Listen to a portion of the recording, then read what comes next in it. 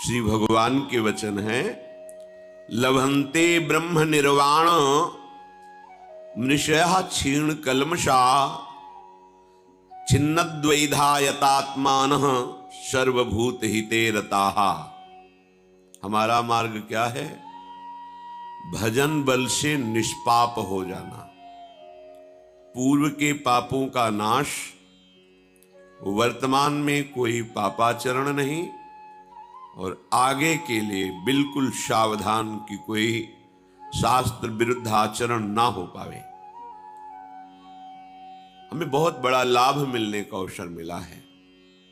क्षीण कल्मषाहा, कल्मष जितने पाप हैं वो महान भयंकर दंड देने के लिए तैयार हैं। उनको क्षीण करना है, नष्ट करना है। कैसे? पाप नष्ट करने का सर्वसमर्थ उपाय भगवन नाम उच्चारण, प्रियाजू का नाम लेना, नाम कीर्तन, नाम जप, नाम ध्यान और नाम सेवा। इससे बढ़कर इस त्रिभुवन में और कोई उपासना नहीं। बहुत शीघ्र पाप नष्ट होते हैं और पाप ही नहीं, पाप करने की आदत, प्रवृत्ति, उसका भी नाश हो जाता है। तो आगे पाप होंगे ही नहीं। अगर भूल से कहीं हो जाएं तो टिकेंगे नहीं, तत्काल हृदय में जलन होगी या कोई दंड मिलेगा और आप निष्पाप हो जाएंगे। क्षीण कल्मषाहा, यह हमें मन में बैठालना है कि हमारा प्रथम कर्तव्य है साधन मार्ग में निष्पाप होना।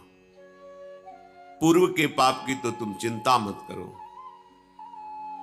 नाम संकीर्तनम यस्य सर्व पाप प्रणाशनम, ये जो हम राधा राधा राधा उच्चारण करते हैं, सर्व पाप का विनाश हो जाता है। आगे प्रभु कह रहे हैं,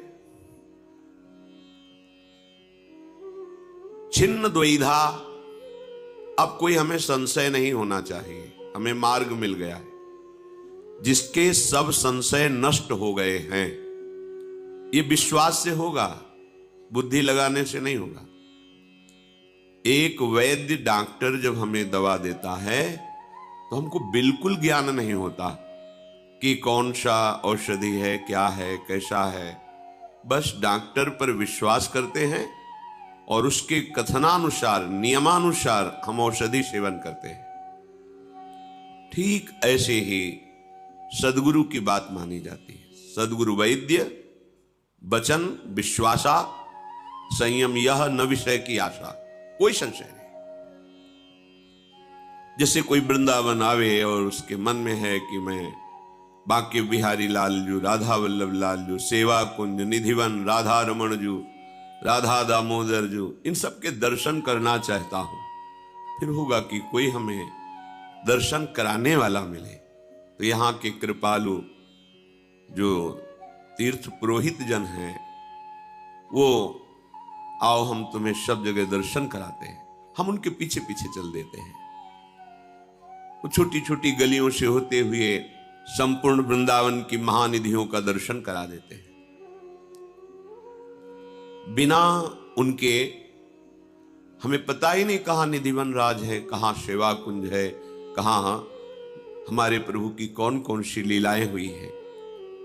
ऐसे ही इस माया प्रपंच में हमें पता ही नहीं कि मेरा सतमार्ग कौन है, कहां से मुझे जो मन की मांग है वो शांत हो जाएगी, मन की मांग पूर्ण हो जाएगी।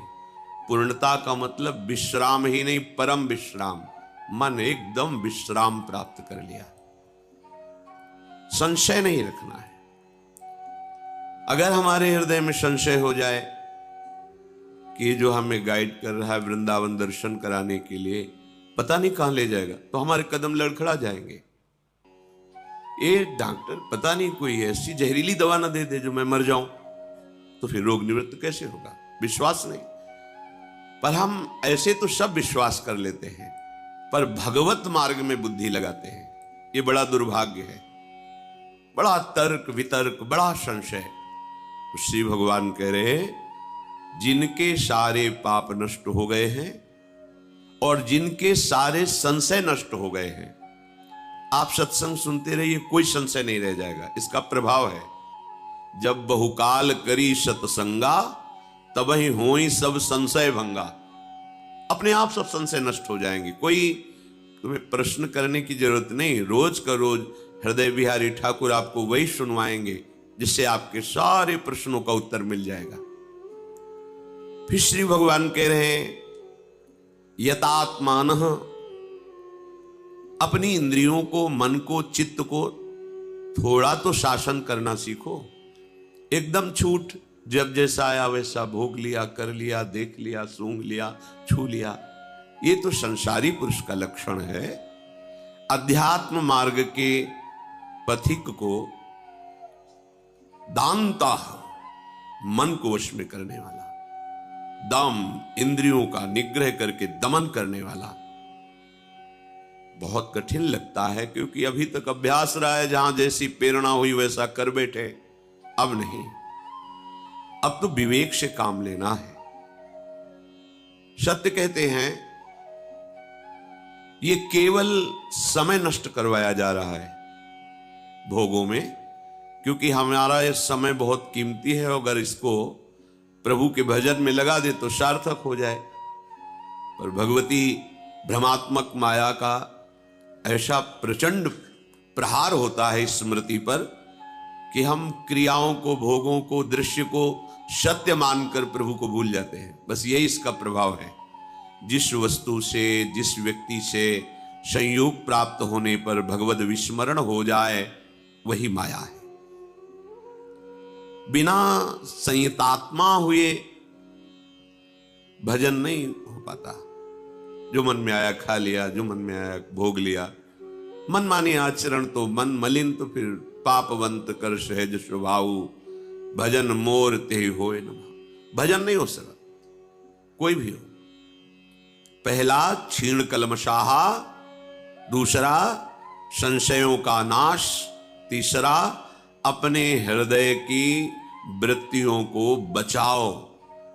जो विषयाकार हैं उन्हें कृष्णाकार करो, भगवदाकार करो, प्रियाजुमय करो। राधा राधा राधा एक एक वृत्ति से निकलना चाहिए। ऐसा हो जाएगा, क्योंकि आप अनाथ नहीं हैं। आपके ऊपर बहुत सामर्थ्य है, बहुत कृपा है। नाथ अनाथन हित समर्थ मोहन श्री राधा, विश्व मोहन मुनिमन मोहन श्री लालजू, और लालजू को मोहित करने वाली मोहिनी हमारी लाडली जू। कितने समर्थ है रसिक महापुरुष जन।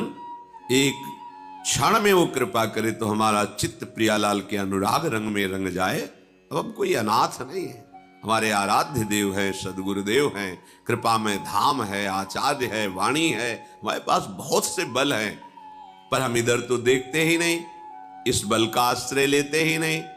तो ये विषय हमें संयतात्मा नहीं होने देते, बार बार हमको विचलित करते रहते हैं। और हम अपने को ज्ञानी मानते हैं, बहुत बुद्धिमान मानते हैं, परिणाम में हम अज्ञानी और बुद्धिहीन ही साबित होते हैं। श्री भगवान कह रहे हैं कि जो ऐसा प्राणी है कि दूसरों को सुख पहुंचाने में सुख का अनुभव करता है, सर्वभूत हिते रताहा, समस्त प्राणी, कोई भी प्राणी हो, उसका चिंतन होता है कैसे इसको सुख हो। जो भगवत मार्ग का पथिक होता है उसका चिंतन अलग होता है, और जो संसार माया का हृदय होता है उसका चिंतन अलग होता है। माया में, हृदय में इससे सुख कैसे ले लूं, जो भी सामने आवे, वस्तु, व्यक्ति, स्थान, ऐसे मैं सुखी हो जाऊं इसके संयोग से। पर अध्यात्म मार्ग का पथिक, पशु पक्षी जड़ चैतन्य कुछ भी हो, मेरे द्वारा इसको कैसे सुख पहुंचे, बस दो मार्ग। सर्वभूत हिते रताहा, समस्त भूत जो हमारे सामने है उसको मधुर वचन के द्वारा, क्रियाओं के द्वारा, चिंतन के द्वारा हम उसको सुख पहुंचाएं। ऐसा हृदय जहां निष्पाप हुए, संशय रहित हुए और अपनी इंद्रिय और मन को शासन में किए, सबके सुख में सुखी रहने वाला भाव बना तो लभंते ब्रह्म निर्वाणो, वो निश्चित ब्रह्म पद का लाभ प्राप्त कर लेता है, जहां अखंड प्रसन्नता है।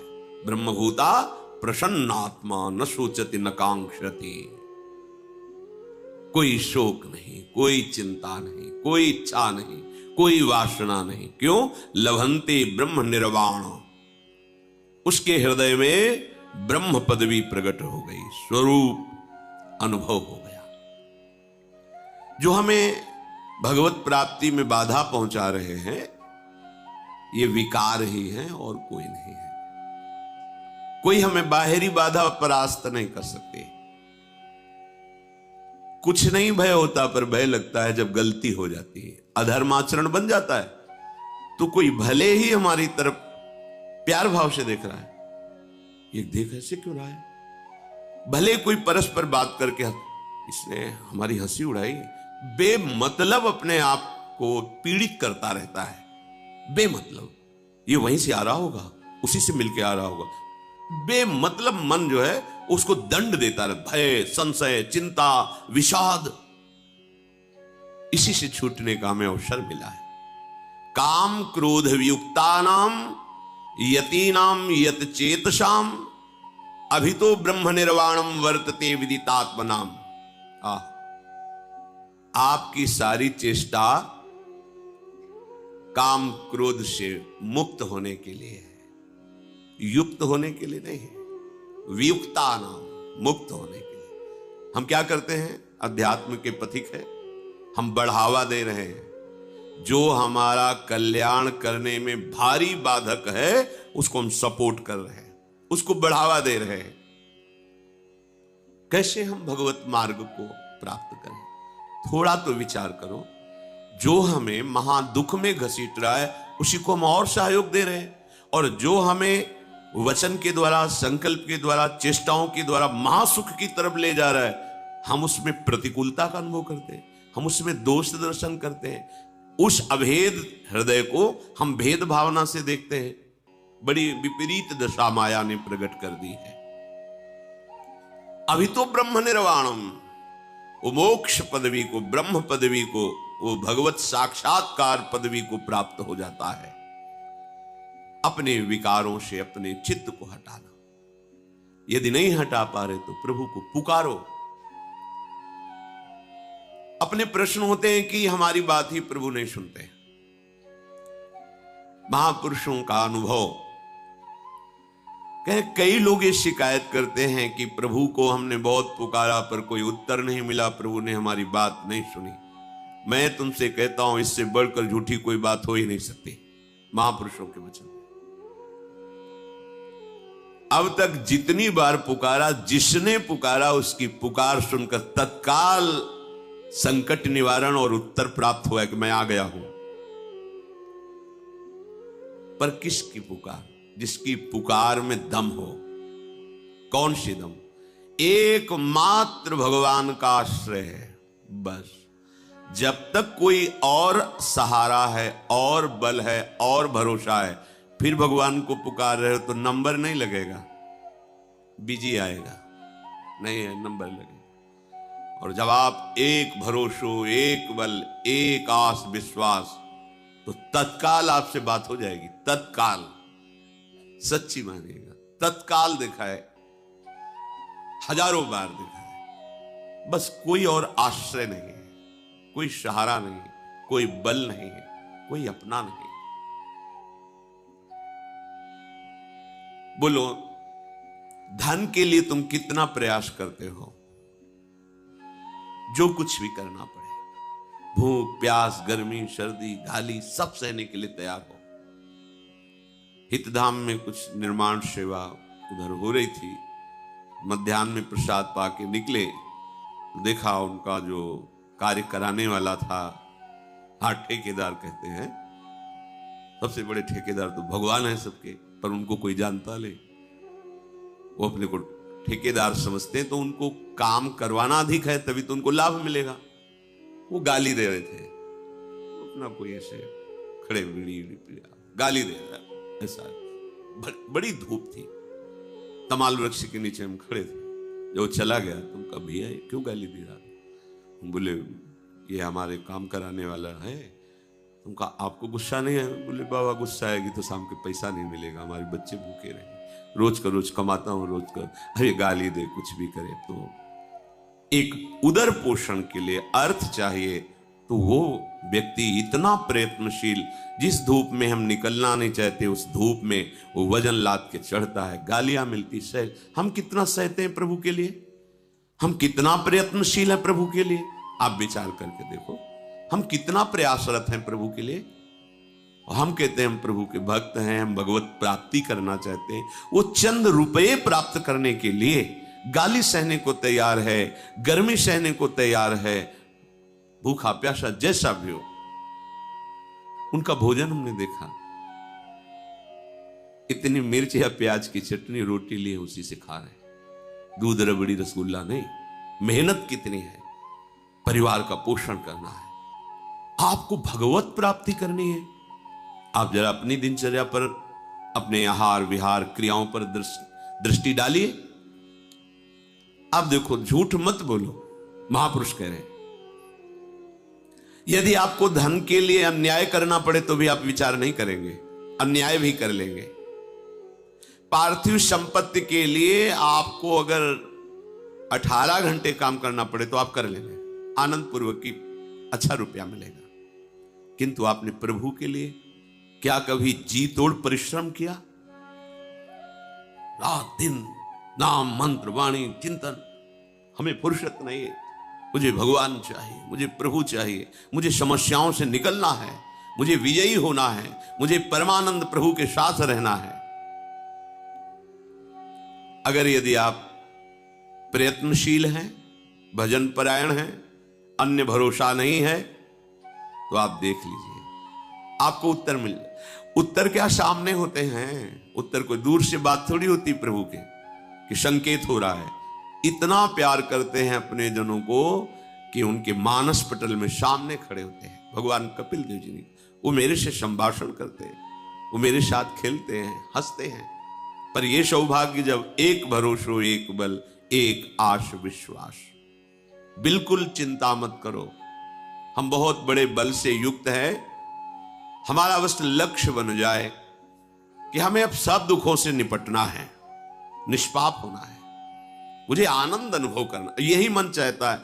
अब मुझे शांति चाहिए, अब विश्राम चाहिए, अब मैं चिंताओं से रहित होना चाहता हूं, अब एक आनंदित होना चाहता हूं, किसी ऐसे दोस्त का वर्ण करना चाहता हूं जो सदा मेरा ही हित चाहे और मेरे लिए मेरे से दोस्ती स्वीकार करे। वो केवल भगवान है, कोई दूसरा नहीं है। खूब भजन किया विश्वामित्र जी ने, महान धनुर्धर है, ऐसे वैसे वीर नहीं है, ये सुबह हमारी ये कुछ नहीं विश्वामित्र जी के आगे। तप में देखो तो अद्वितीय, और अस्त्र विद्या में देखो तो अद्वितीय, और भाग्य तो ऐसा है कि जन्मे कुशिक वंश में और स्थिति प्राप्त की ब्रह्म ऋषि की, अद्भुत। आज सौभाग्य उदय हुआ अपने भजन को आंखों से देखने का। महाराज चक्रवर्ती सम्राट परम प्रेमी अवध नरेश श्री दशरथ जी के दरबार में पधारे विश्वामित्र जी। दशरथ जी ने आनंद पूर्वक, वैसे ही आह्लाद आनंद मगन, क्योंकि आनंद सिंधु आंगन में खेल रहा है, तो विचार किया कि आशीर्वाद देने विश्वामित्र जी आए हैं। अर्घपाद्य पूजन आदि करके उच्च सिंहासन पर विराजमान करके चरणों में प्रणाम करके बैठ गए। आज्ञा कीजिए भगवान। वशिष्ठ जी विश्वामित्र जी बड़े प्रेम से मिले। विश्वामित्र जी ने कहा मैं एक कार्य हेतु आया हूं। हम ऋषि जन जब यज्ञ करते हैं, ध्यान परायण होते हैं, उस समय दुष्ट जन हमारी यज्ञ को नष्ट कर देते हैं। रावण की आज्ञा थी कहीं भी कोई भी साधन भजन ना करने पावे। जो बड़े मंत्रवेत्ता है उनके समीप तो नहीं आते, मारते तो नहीं, उनको इतनी सामर्थ्य नहीं, पर वो विध्वंस कर देते हैं, ध्यान भंग कर देते हैं, यज्ञ नष्ट कर देते हैं। तो हम आपसे प्रार्थना करने आए हैं, मांगने आए हैं आपसे, आप अपने बड़े पुत्र श्री राम को हमें प्रदान कीजिए। जिससे हमारी यज्ञ की रक्षा करेंगे। सावधान होकर रक्षा में रहेंगे तो हम ध्यानस्थ होकर प्रभु का चिंतन करेंगे। ये बात सुनते ही दशरथ जी कांप गए, हाथ जोड़ करके उनके चरणों के समीप जाकर कहा, भगवान यदि आप ये सम्राट पद मांगे तो अभी मैं छोड़कर चला जाऊं, प्राण मांगे तो मैं अभी दे दूं। वैसे सब हमारे प्राणों से प्रिय पुत्र हैं, पर राम को प्रभु ये हमसे नहीं हो सकता। वशिष्ठ जी की तरफ देखकर विश्वामित्र जी ने कहा, इनको समझाइए। वशिष्ठ जी ने कहा, महाराज आपका यश होगा, कुमारों का मंगल होगा, आप मेरी बात मान करके अपने पुत्रों को इनके प्रदान कर दीजिए। गुरु आज्ञा, देखो गुरु आज्ञा पर कोई प्रश्न नहीं होता। अब बोलने की कोई गुंजाइश नहीं, गुरुदेव ने कह दिया। राम लक्ष्मण को बुलाया। लक्ष्मण जी छाया की तरह भगवान के साथ रहते हैं। आपको विश्वामित्र जी ने अपनी यज्ञ रक्षा हेतु हमसे मांगा है, बहुत सावधानी पूर्वक रहना। और ऋषि से कहा कि विश्वामित्र जी से कि मानो आप हमारे प्राण लिए जा रहे हो भगवान, अगर जरा सा भी कुछ तो हमारे प्राण निकल जाएंगे। वहां से आदेश लेकर माताओं को प्रणाम करके प्रभु विश्वामित्र जी, ये भजन का फल साथ चल रहा है। पुरुष सिंह दो वीर, हरसि चले मुनि भय हरन, कृपा सिंधु मति धीर, अखिल विश्व कारण करन। पुरुष सिंह श्री राम लक्ष्मण मुनियों का भय हरण करने के लिए, भक्तों का भय हरण करने के लिए प्रसन्न होकर जा रहे, उदास नहीं कि मैं अपने परिजनों से वियोग प्राप्त कर रहा हूं। बहुत प्रसन्नचित सेवा मिली है हमें, महर्षियों की सेवा मिली। प्रभु आनंद मगन होकर के उनके साथ जा रहे हैं।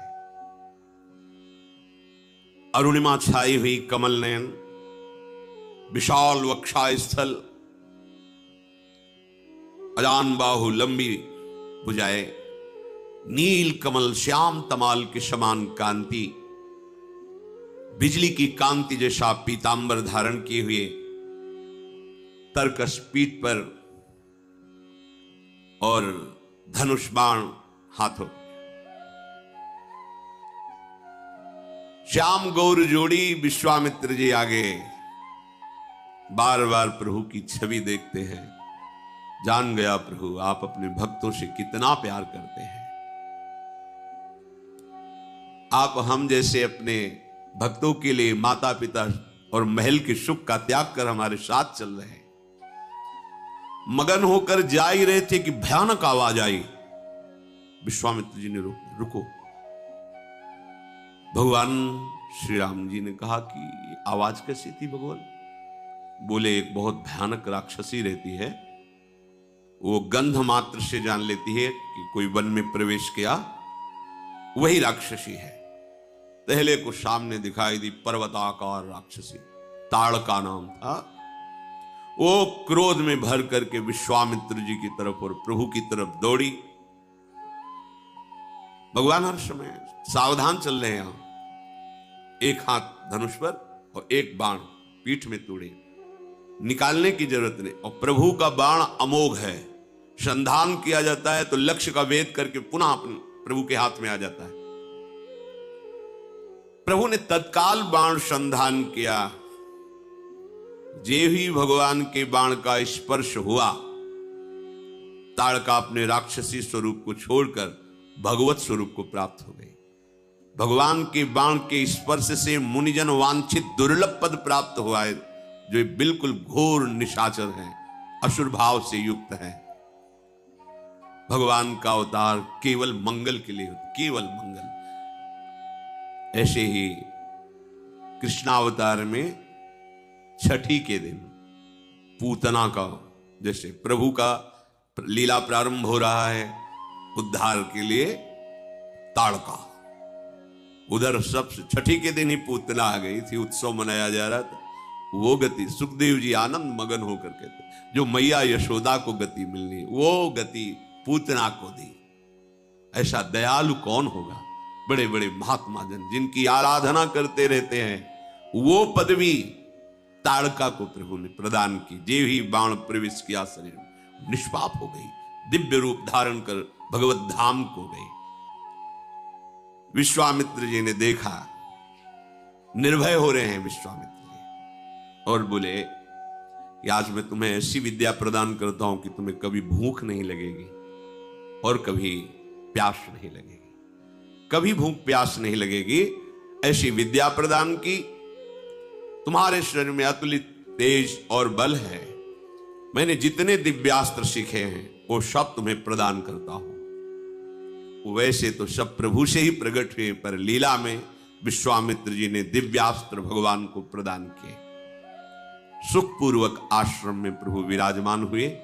बहुत से ऋषि मुनि अपने अपने आश्रमों से आकर के प्रभु के दर्शन कर रहे हैं और आशीष देते हैं और निर्भय हो जाते हैं कि अब हम सब ध्यान भजन यज्ञ निर्भय होकर करेंगे, क्योंकि श्री राम लक्ष्मण रक्षा के लिए है। ऐसा नहीं कि प्रभु विश्वामित्र जी या उन्हीं मुनियों की रक्षा के लिए है, आपकी भी रक्षा के लिए। आप भजन करो। देखो, एक बार काशी में जो कुछ मन में मलिनता रखते थे, ऐसे लोगों ने विचार किया कि गोस्वामी जी की हस्तलिखित जो ये भगवत लीला है, बहुत अद्भुत चमत्कार, जो सुने आसक्त हो जाए, जो पढ़े आंसुओं की धार बहने लगे।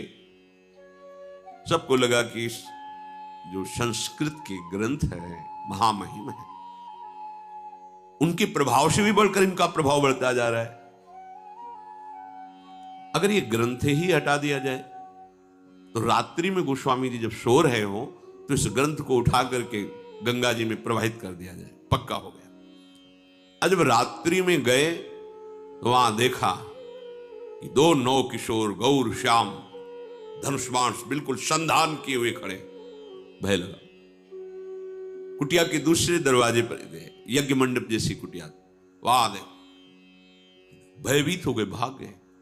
दूसरे दिन आए और कहा, मैं उन रक्षकों के दर्शन करना चाहता हूं जो रात्रि में हमने। वो यहाँ कौन रक्षक, हम तो भगवान के दास हैं, यहाँ तो कोई रक्षा में नहीं, हम रात्रि में। उन्होंने अपनी बात बताई, हम आए थे उस ग्रंथ को ऐसा है, पर हमने देखा कि 2 नौ किशोर तेज राशि रक्षा। भगवान के वचन है, भगवान त्रिकाल सत्य बोलते हैं। करो सदा तिनके रखवारी, स्वयं ज्यों बालक राखे महतारी। स्वयं पार्षद नहीं भेजते, अनंत शक्ति संपन्न पार्षद, पर स्वयं श्री भगवान अपने जनों की रक्षा करते हैं। सुंदर कंदमूल फल प्रभु को अर्पित किया गया। रात्रि में प्रभु जब शयन के प्रातः काल हुआ, नित्य क्रिया की और कहा, आप सब ऋषि निर्भय रहो, पूरे वन में कहीं कोई भी निशाचर आतंक नहीं कर सकता। अब जीव ही स्वाहा हुआ और धुआं उठा तो महाक्रोध धारण करके राक्षस मारीच अपने सहायकों के साथ विनाश करने के लिए आ गया। यज्ञ विध्वंस। भगवान तो रक्षा के लिए खड़े ही थे, बड़े लीला बिहारी हैं। फण वाला बाण नहीं मारा, बिना फण वाला, क्योंकि कट जाता उसी समय, तो आगे लीला में कैसे सहयोग करता। इसलिए मारीच को बिना फण वाला बाण मारा, वो 100 योजन विस्तार वाले समुद्र के पार गिरा, 400 कोस दूर जाकर गिरा।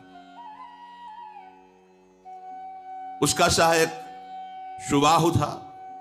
सुबाहु ने अपनी सेना सहित आक्रमण किया, अग्निबाण का संधान करके सुबाहु को भस्म कर दिया और लखनलाल ने सारी सेना को नाश कर दिया। ऋषियों से कहा, निर्भय हो जाओ, मारीच सुबाहु का भय बिल्कुल नहीं, कुछ किसी की सामर्थ्य नहीं जब तक हम रक्षा में है यहां को। इसीलिए शरणागति का पहला लक्षण है निर्भय।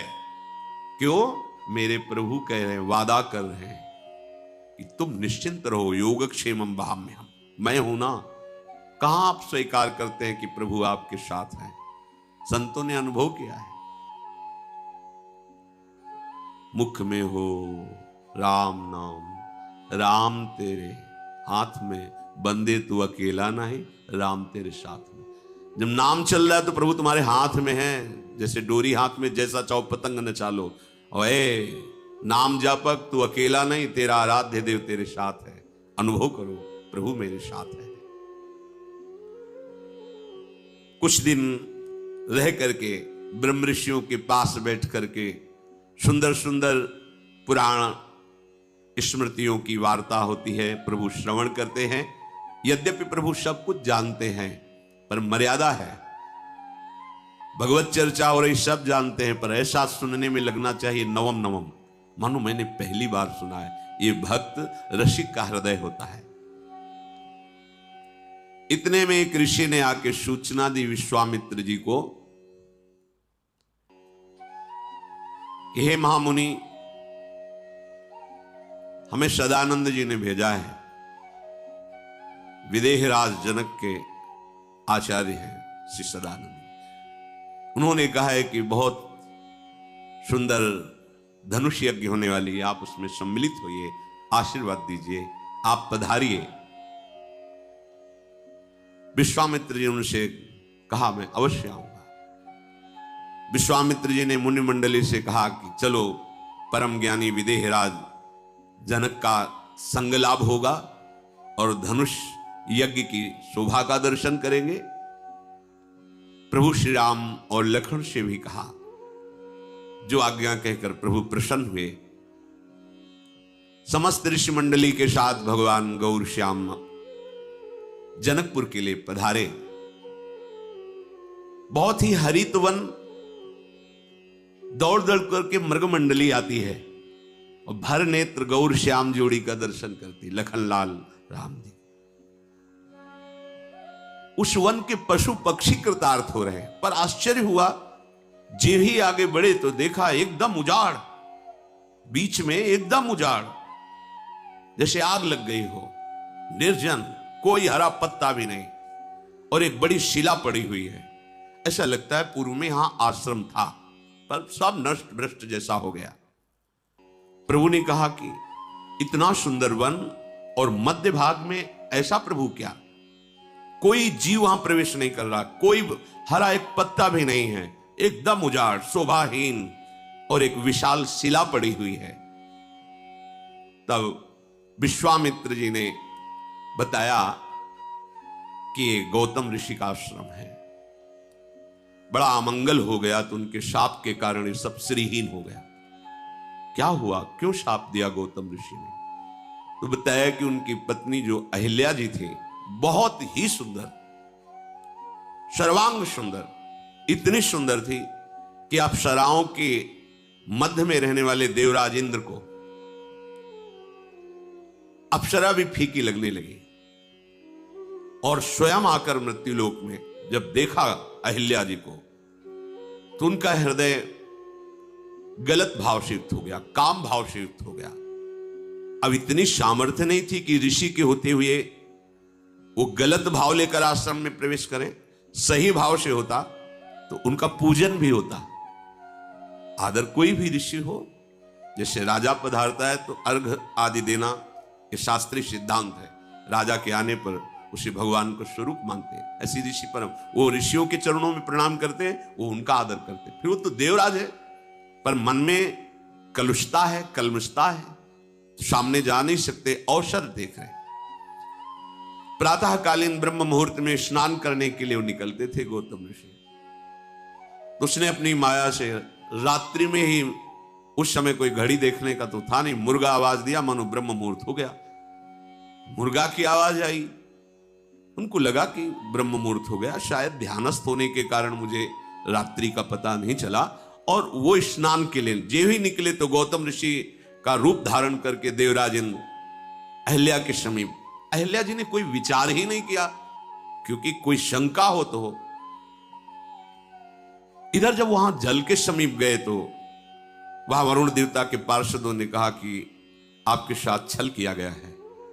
इस समय तो मध्य रात्रि होने जा रही है, अभी आप ब्रह्म मुहूर्त का समय कैसे मान लिए? ये सब मायाकृत आवाज थी और आपके आश्रम में बड़ा ही छल भरा कार्य हुआ है और वो देवराज इंद्र कर रहा है। ऐसा सुनते कि इतनी ताकत, इतनी हिम्मत, हमारी कुटिया में अपवित्रता, सीधे मुड़े। वहां गए तो बड़ी शीघ्रता से भयवश निकल ही रहे थे देवराज। अब तो गौतम ऋषि के सामने गौतम ऋषि बने हुए देवराज, गौतम ऋषि का छल का त्याग कर तत्काल देवराज इंद्र के रूप में, तुम त्रिभुवनपति हो, तुम्हारा कार्य है पिता की तरह पूरे त्रिभुवन का पालन करना। एक हमारी पतिव्रता पत्नी को दूषित कर दिया तुमने, तुम्हें भाग इतना प्रिय है, हाथ में जल लिया और कहा शास्त्र भक्त तेरे शरीर में हो जाए, 1000 योनियां तेरे शरीर में प्रकट हो जाए। अब तो चरणों में गिर, महाराज मेरी रक्षा करो, मुझसे गलती हो गई, बहुत प्रकार से विनय की। तब कहा जब भगवान श्री राम प्रकट होंगे और जब तुम उनका दर्शन पाओगे तो यही सहस्त्र भग, सहस्त्र नेत्र बन जाएंगे। जाओ। अंदर गए, देखा अहिल्या को और कहा कि तू पतिव्रता है, तुझे मेरे स्पर्श और देवराज के स्पर्श का भेद पता नहीं चला? पत्थर की तरह तू उस समय उपस्थित रही, तुझे अपने पातिव्रत धर्म से यह पता नहीं चला कि तेरा स्पर्श कौन कर रहा है? भले भेष बदले था तो तुझे स्पर्श का पता नहीं चला? जल ले, जा तू पाषाण हो जा।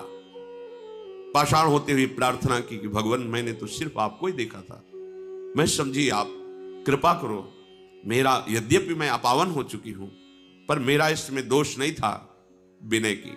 तो उनका जब भगवान श्री राम अपने श्री चरण से स्पर्श कर देंगे तब तुम अपने स्वरूप को प्राप्त हो जाओगी और संपूर्ण प्रकृति को साथ दिया उस आश्रम की, तुम सब यहां चेतन हो, मेरे तप से सुरक्षित हो, किसी ने मुझे संकेत नहीं किया, सब उजाड़ हो गए, उसी समय जैसे आग लग जाए ऐसे सब चेतनाहीन हो गए। विश्वामित्र जी ने कहा प्रभु ये आपके चरण स्पर्श की लालसा से अहिल्या जी शिला बनी हुई पड़ी है, आप कृपा करो।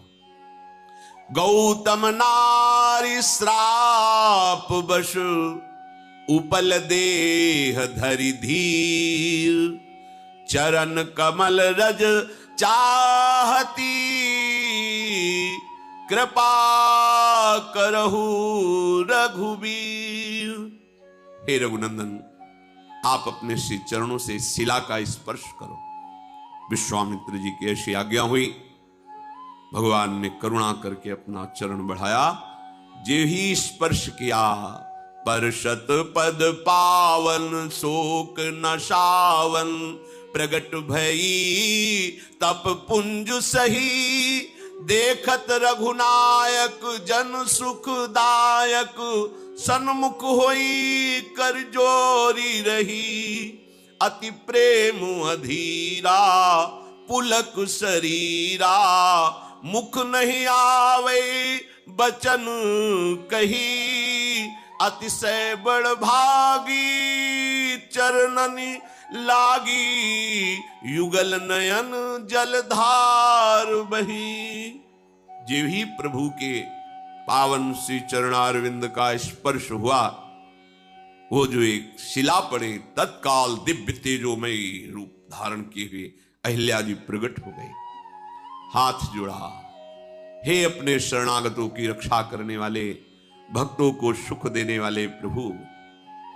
आंखों से अश्रु चल रहे, रोमांच हो रहा है, प्रेम की अधीरता बढ़ रही। आपने अमोघ कृपा की और चरणों में गिर पड़ी, प्रभु के बार बार चरण स्पर्श कर रहे। दोनों नेत्रों से जो अश्रु बिंदु है, मानो अपने अश्रु बिंदु से अहिल्या प्रभु के चरणों को पखार रही है। फिर धैर्य धारण किया, धीरज मन कीन्हा प्रभु कहूं चीन्हा, रघुपति कृपा भगति पाई, अति निर्मल बानी स्तुति ठानी, ज्ञान गम्य जय रघुराई। मैं नारी अपावन प्रभु जग पावन, रावण रिपु जन सुखदाई, राजीव विलोचन भव भय मोचन, पाहि पाहि सर नहीं आई। धैर्य धारण करके बार बार प्रभु श्री हरि के रूप का पान कर रहे हैं। हे प्रभु, आप कृपा करके अविरल भक्ति प्रदान करें। हे ज्ञान से जानने में आने वाले प्रभु, आपकी जय हो। यद्यपि मैं अपवित्र हो गई थी, नाथ आपके परम पावन चरणों का स्पर्श करके मैं पावन हो गई। हे जगत को पवित्र करने वाले, भक्तों को सुख देने वाले, जो दूसरों को सदैव रुलाता रहता है, ऐसों को आप दंड देते हैं। हे कमल नयन, हे संसार के भय से छुड़ाने वाले, जन्म मृत्यु से मुक्त करने वाले, मैं आपकी शरण में आई हूं। त्राहि माम त्राहि माम। प्रभु, आज मुझे बड़ा सुख मिल रहा है। मेरे प्राणपति मुनि ने जो मुझे शाप दिया, आज मुझे वरदान लग रहा है। मुनि शाप जो दीन्हा अति भल कीन्हा, परम अनुग्रह मैं माना। देखूं भरी लोचन हरि भव मोचन, यह लाभ शंकर जाना। बिनती प्रभु मोरी मैं मति भोरी, नाथ न मांगूं बर आना। पद कमल परागा रस अनुरागा, मम मन मधुप करे पाना।